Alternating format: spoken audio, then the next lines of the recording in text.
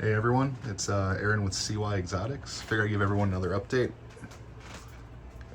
So, went around and just fed everyone. Here's a happy, healthy false chameleon. And the female is, of course, oh, there she is. She's been caught. She is so shy, she always tries to run and hide. Come around this way. Here's the other 1.1. See a little head right there, little body back there. More good news, we had our fourth gargoyle gecko egg hatch. Another healthy, happy baby. And the emerald tree skink is looking much better. He's starting to gain a little bit of weight, really chowing down an MRP. Still can't get him to chase down crickets, but we're working with him. Speaking of the emerald tree skinks, I recently found on an importer's wholesale list emerald tree skinks again. So with my absolute dedication to get this breeding project going, I ordered in 7 emerald tree skinks. All of them are field collected. All of them are going to be shipped directly to me. I don't think buying these from another vendor is going to solve any issues that wild-caught animals usually have when they come in. So I'm just getting them straight from the importer and just immediately soaking, hydrating, and trying to get them fed. Of course, they're being sold as unsexed, so I am risking getting sent 7 males, I guess. But hopefully everything goes well. If I do end up with extra males, of course I'm going to spend a couple of months just quarantine them, feeding them, make sure they're thriving, and then I might end up probably selling them extra males. But that won't happen overnight. That'll be a process. I went out and got supplies, so I started setting up these 2 tanks for the extra emerald tree skinks. These are 24 long, 18 by 18. Just put on basking lights, update the UVB light. Just got to put in the substrate layers, put in some plants. I'll probably have these done by tomorrow.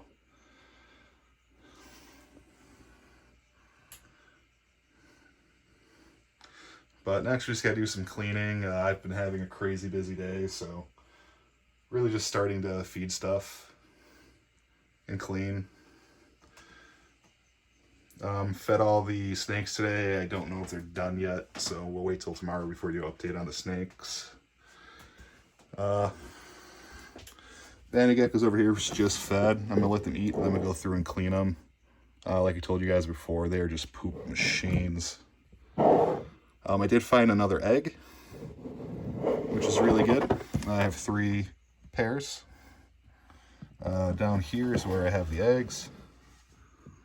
There's a lot of people who tell you don't use a rack system as an incubator, but believe it or not, I've actually had quite a bit of luck using a rack as an incubator. Wouldn't recommend it, but it's been working for me.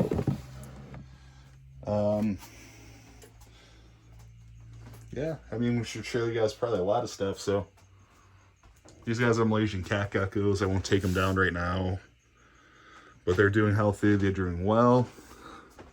At some point, these guys are going to get moved up into 18 cubes when we find some females. The critter keeper's been working great, giving them smaller space, make sure their food is constantly in their face, especially when they're fresh. The importers encourages them to eat. I know a lot of people will tell you, go big, go natural, go bioactive. And ultimately that's the goal. But a lot of times you have to put them in smaller environments, more controlled environments to get them feeding, get them established, get them doing well. For example, over here, I have plastic totes with pixie frogs. Now, I purchased these guys for the sole purpose of selling them. I do still purchase captive bred animals to resell. But in these totes, oh, I just cleaned the water dish too. So in these totes, I put about 1.5 inches of substrate, some fake plants, a water dish, try to keep fresh water. They don't keep it clean, they never will. And I also just recently fed these guys. That's my thing, that's not food. And these guys do absolutely amazing. So right now they're probably twice the size of a $50. When I first get these froglets, they are almost the size of a quarter. So they grow and they eat well. I'm going to show you one of the biggest ones that really just took off apart from the rest. He is a fat chungus, and he is full of flumbus meat. But I'll show you guys him. He will eat anything that goes in front of him. There's Big Chungus. And he's a big boy. I'm a very large person too, which is why comparing stuff to my hand size is probably not a good idea. But he's eating, he's doing great. They all are. And once again, sometimes what's best for the animal and what you want are just two different things. I would love to have every Pac-Man frog and every pixie frog I get in large, elaborate enclosures. It's just not always reasonable. One of my biggest things about frogs in general, and especially salamander leaf frogs, Malaysian horn frogs, your bigger frogs, pixie frogs, they don't understand what this invisible force field is that they can't get through. And a lot of times, if you put them in a glass tank, they'll just keep smashing their face off the wall, trying to get out, trying to chase things they see. And the last thing you want is a pixie frog with a scarred up, messed up face because you put them in a glass tank. So what's best for the animal is always my number one concern and priority. If I have been doing this for years and years and see the results and see how healthy and how fast they grow in setups like these, I wouldn't use them. Same thing with my custom totes here I've been doing for New Caledonian geckos for over 10 years. I used to try to raise them in critter keepers. Too expensive when you're producing 100 and some a year. Not that I'm at that level now, but I used to produce over 100 gargoyle geckos a year. And after using critter keepers for a while and trying different stuff, these totes I made just is what always worked the best. I have zero issues. The geckos eat, they grow, they thrive. They're all due for a misting. I'm going to do that as soon as I put away the fourth baby. But once again, I just want to let you guys know that I care more about the animals than I do about their setups. One of my favorite things about the hobby is, of course, just beautiful displays with beautiful animal displays. But there's some animals that I own that wouldn't do as well in one of these enclosures. And that's why some things I put in rack systems, some things I put in totes. Here's something you guys probably haven't seen me post in a while. Let's see if they're out. Oh, you're so shy. So this is an F1 F1 frog eye gecko. So he's getting about the size that I want to start breeding him this year. I have a male and two females that are F1s. Sadly, my imported parents died last year. Of course, it was after 8-9 years of having them and breeding them.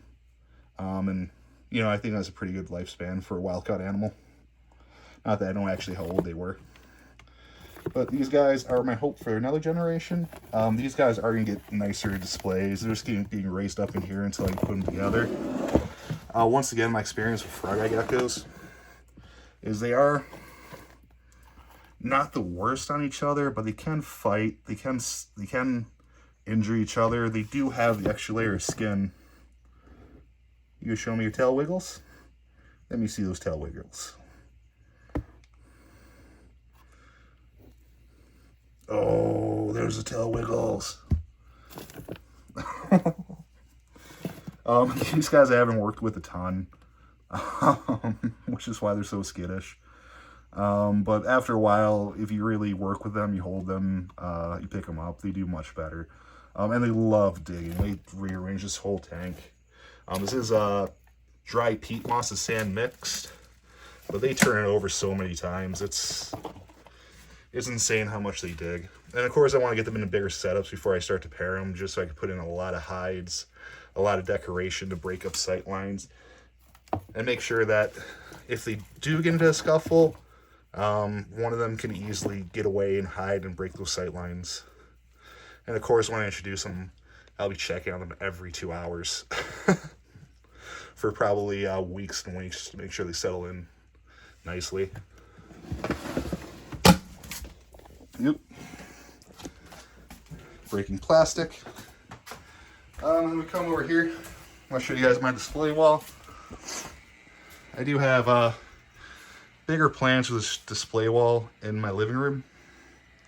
Right now I have gargoyle geckos up here. And even though I deck out their tanks, they're really not display animals. I love them. They're beautiful. With them being nocturnal, it's hard to call them a display animal. I just look at empty tanks all day when the lights are on. I have a Citadel pair of Tokays in here. They're due for an upgrade. I also never see them because, once again, they're not great display animals. Down here, there is one morning gecko in here. At some point I might get a couple more. Oh, there she is. When I first got her, she was kind of skin and bones. And now, she's got all that flumbus meat. She's definitely a healthy girl now. She has laid an egg. I don't think it was very good. It was a good egg because all I see now is a shell. I don't know if she just trampled it or if it wasn't good and it just broke apart. Of course, my garter snakes, love them. Down here is another 1.2 gargoyle geckos. Once again, I love them. Sometimes when come on in the morning, I see them, but almost all day they hide. This is an empty tank. I used to have gargoyles in here as well, but I actually sold this group. So that's an empty tank I need to fill. And then I have these Euro style tanks that are empty. So these used to have leaf-tail geckos in them. I used to have a pair of Sakura, a pair of Semeti, and a pair of Lineatus. But sadly got out of them. I sold them. Financial issues. Happens to the best of us, but they went to good homes. But I am going to redo these tanks as well and restock them. I'm doing much better now. I have more time to dedicate to this. So another thing I'm going to do is these Euro style tanks. I actually purchased these, but I recently saw some YouTube videos of people making their own Euro style tanks. And now, like always, I want to jump on that and start making some too. So as you see, I have tons of shelf space. These are some of the tarantulas I'm keeping and raising up. I'm gonna do a whole video on those at some point. Various sizes. I used to have a lot more, but once again, financial issues, and sold a bunch of mature females last year. But we got a ton raising up. We got a ton to replace them. I do still have females that I'm breeding. There's an empty 40-gallon down there that I have to clean out. But at some point, I want to get this whole living room display rack full of actual display tanks. So we're going to be getting there hopefully soon. A little bit at a time. My only limitation right now is how much time of day I have.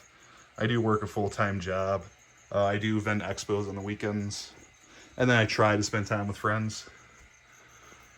Quick disclaimer though, I do not recommend everyone do this. There's people who try this and struggle, and they just don't have the dedication, the commitment to this. Me, I'm quite the introvert, so even though I do try to make one day a week where I go see friends, I spend most of my time at home. Outside of work, this is just all I do. Make tanks, make custom backgrounds, make breed animals, do expos. This has been my obsession for over 10 years.